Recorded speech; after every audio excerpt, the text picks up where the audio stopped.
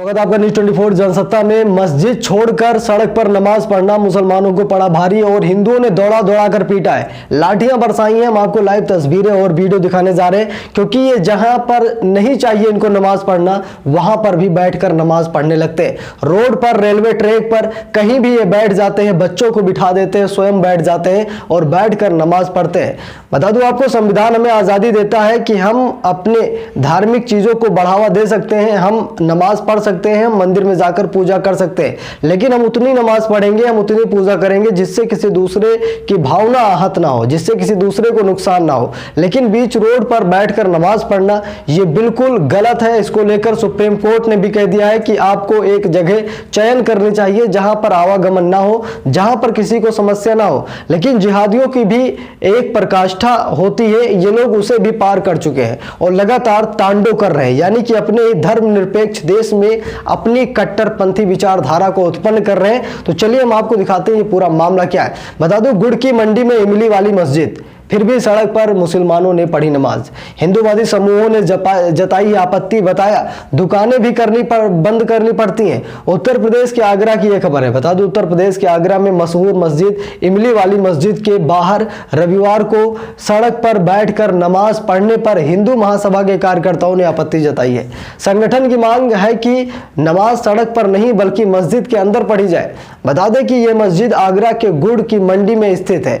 हिंदू महासभा के जिला प्रमुख रौनक ठाकुर ने इस मामले में मीडिया से बात करते हुए कहा कि मुस्लिम समुदाय नमाज के समय दुकानों को चलने नहीं देता है। उन्होंने दावा किया है कि वे सड़क ब्लॉक कर देते हैं, जिसकी वजह से एम्बुलेंस जैसे आपातकालीन वाहन अक्सर फंस जाते हैं। उन्होंने कहा कि दुकानदारों को अपनी दुकानें जल्दी बंद करनी पड़ती हैं और अपने वाहनों को सड़क से दूर ले जाना पड़ता है। अगर किसी का वाहन समय पर नहीं हटाया जाता तो वो पुलिस को फोन कर दुकानदार का चालान करवा देते हैं। उन्होंने आगे कहा कि जब पुलिस अधिकारी पहुंचे तो उन्होंने उनसे विरोध प्रदर्शन रोकने का आगाह किया और मुस्लिम समुदाय से यातायात की आवाजाही सुनिश्चित करने के लिए सड़क का एक हिस्सा खोलने के लिए कहा गया। बता दूं आपको, जिस तरीके से लोग रोड पर बैठकर नंगा नाच करते हैं, रोड पर बैठकर नमाज पढ़ते हैं, या फिर रेलवे ट्रैक पर जाकर भी नमाज पढ़ लेते हैं, शौचालय में जाकर के नमाज पढ़ लेते हैं, यानी कि कोई जगह एक चयन होनी चाहिए, एक पवित्र जगह को रखना चाहिए।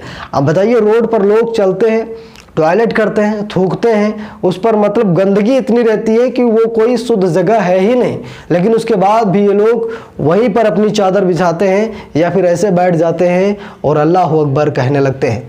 बता दूं आपको, जिस तरीके से यहाँ पर बताया गया है कि हमने उन्हें नमाज पढ़ने देने के लिए सहमत हैं, लेकिन शर्त ये होगी कि सड़क का एक हिस्सा खुला रहे।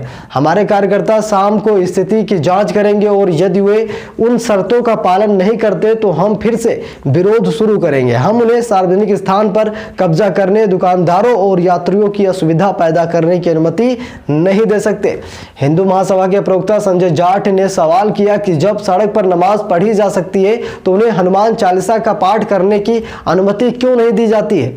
मीडिया से बात करते हुए एसपी सिटी विकास कुमार ने कहा कि स्थिति नियंत्रण में है और मामले को सुलझाया गया है। बता दूं, इंडिया टुडे ने एसपी सुधीर कुमार सिंह के हवाले से कहा कि पुलिस किसी भी जिले की शांति भंग करने की इजाजत नहीं देगी। उन्होंने कहा कि पुलिस ये सुनिश्चित करेगी कि हिंदू और मुस्लिम दोनों त्यौहार शांतिपूर्ण तरीके से मनाए जाए।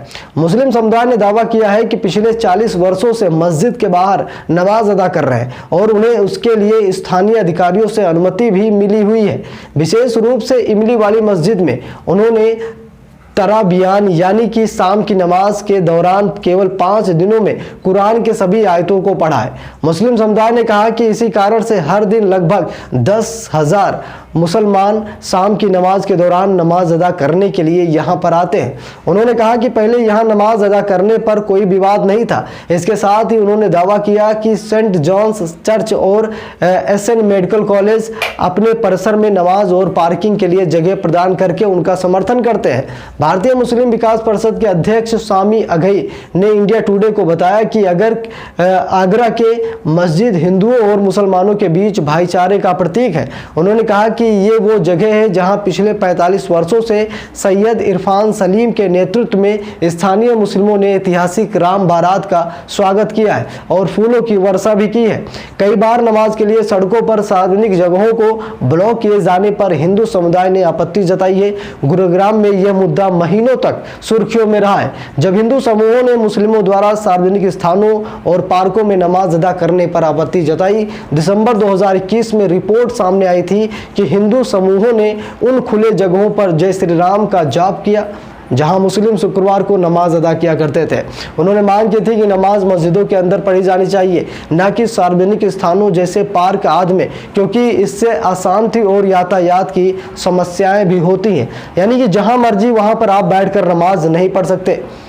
जहां पर आप ये सोचें कि पहले आपको वहां पर सोचना पड़ेगा, देखना पड़ेगा, किसी को आपत्ति तो नहीं होगी। अगर आपत्ति होगी तो कहीं न कहीं आपको नमाज पढ़ने नहीं दिया जाएगा। इसे आप चाहे चुनौती समझिए या फिर रिक्वेस्ट समझिए, भाईचारा समझिए या फिर दुश्मनी समझिए, ये अपने हिसाब से समझ सकते हैं, क्योंकि अब हिंदू धीरे धीरे जाग रहा है। कमेंट बॉक्स में जरा लिखिएगा, वीडियो को लाइक शेयर, अगर चैनल पर नए हो सब्सक्राइब जरूर कीजिएगा। मिलते हैं नेक्स्ट वीडियो में, तब तक के लिए बहुत बहुत धन्यवाद।